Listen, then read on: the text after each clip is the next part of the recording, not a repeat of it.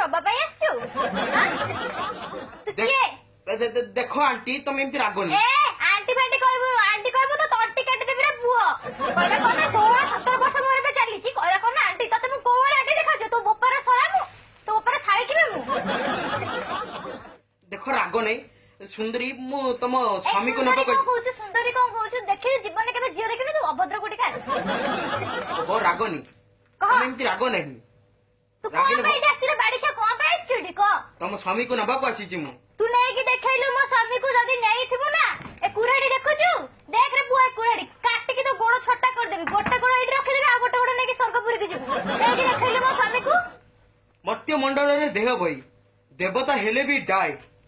ମଣିଷ ଯଦି ଜନ୍ମ ନେଇଛି ତାର ମୃତ୍ୟୁ ବି ଅଛି ସୁନ୍ଦରୀ।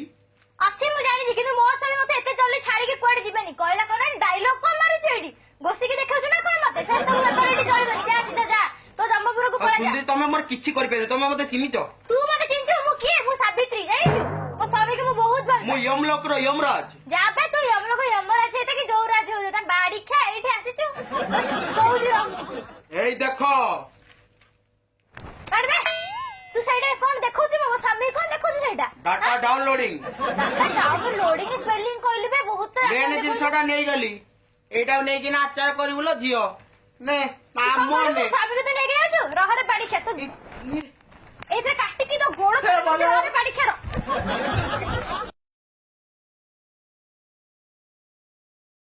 ଆଉ କେତେ ବାଟ ଚାଲିବୁ ଲୋ ନାନୀ? ଏ ବାଡି ଖା କଣ ଆସି ଗପୁଛୁ? ମୁଁ କଣ ଜାଣିନୁ କି ମୋ ସ୍ୱାମୀକୁ ନେବା ପାଇଁ ଆସିଛି? ତୋ ପଛରେ ସେଇଥିପାଇଁ ଗୋଡ ଜାଣିପାରୁନୁ?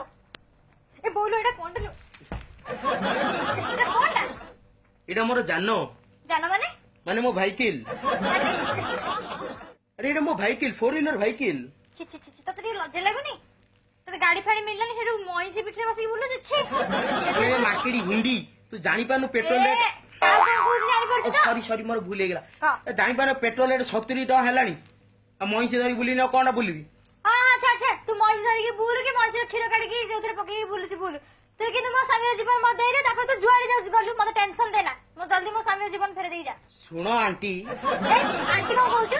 ଦେଖିପାରୁନୁ ବୟସ ମାତ୍ର 17, କହିଲେ କଣ ନା ଆଣ୍ଟି। ତତେ କୋଉଆଡେ ମୁଁ ଆଣ୍ଟି ଦେଖାଉଛି? ଆଣ୍ଟି କହିଲେ ପୁଅ ତୋ ତଣ୍ଟି କାଟିଦେବି ପୁଅ, 10 ଫଳ କରିକି ତୋ ଘର ଠାରୁ ସ୍ୱର୍ଗଦ୍ୱାର ପକେଇଦେବି। ହଉ ଡାର୍ଲିଂ ସେମିତି ହୁଅନି। ପୁଣି ଡାର୍ଲିଂ କଣ କହିଲେ ପୁଅ? ଏଇଟା ଦେଖିଛୁ?